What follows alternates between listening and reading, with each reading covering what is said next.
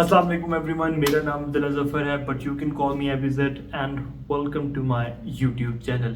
Dyer wolf एक ऐसी species है जो कि 13,000 साल पहले ही एक्सटिंक्ट हो चुकी थी। उनको भी रिसेंटली डी एक्सटिंक्ट किया गया है। Biotech company known as Colossal Biosciences, उन्होंने बेसिकली एंशियंट डीएनए को एक्सट्रैक्ट किया है बोन्स के थ्रू और साथ ही क्लोनिंग टेक्नोलॉजी इस्तेमाल की है और उसके साथ जो ग्रे वुल्फ है उसके जीनोम में एडिटिंग करके 3 डायर वुल्फ पप्स को क्रिएट किया है। अब ये जो डायर वुल्फ पप्स हैं ये हैं तो हाइब्रिड ही, ये 100% तो डायर वुल्फ नहीं है, लेकिन हाँ ये 90% डायर वुल्फ ज़रूर हैं। अब इसके डिस्कवरी के साथ ही कोलोसल बायोसाइंसेस का कहना है कि वो मज़ीद प्लान करते हैं और एक्सटिंक्ट स्पीशीज़ को रिवाइव करने में। में मौजूद हैं मैमथ, डोडो एंड टास्मेरियन टाइगर्स।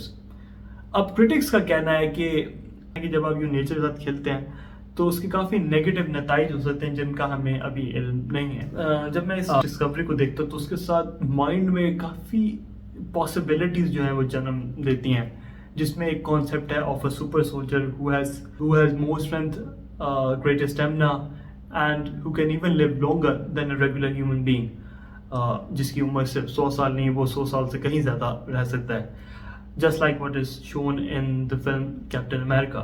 इसके साथ ही अब मुझे पता है मैं ज़रा एक मेटाफिजिकल एरिना में कदम रखने लगा हूँ, लेकिन एक बहुत ही मकबूल साइफाई हॉरर फिल्म है, उसका नाम है एलियन।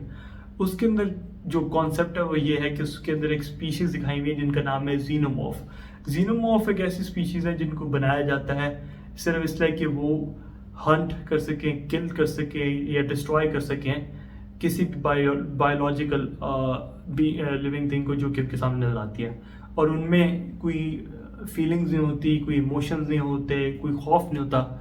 जो उनकी टास्क है वो बस को एंडलेसली करती रहती हैं। लेकिन उनमें क्या होता है, सिर्फ उनके अंदर एक जो कमांड है उनके जीन के अंदर वो डाल दी जाती है कि आपने ज़्यादा से ज़्यादा सर्वाइव करना है।